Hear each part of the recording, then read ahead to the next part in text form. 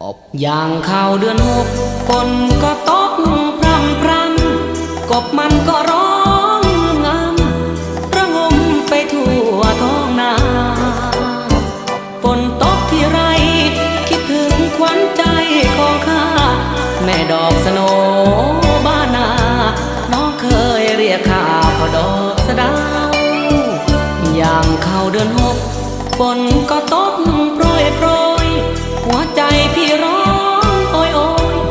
คิดถึงแม่ดอกกาญจนาฝนตกลงมาคิดถึงขวัญตาน้องเจ้าไม่เจอหน้าน้องแม่เงาหรือลืมรักเราเสียแล้วแก้วตา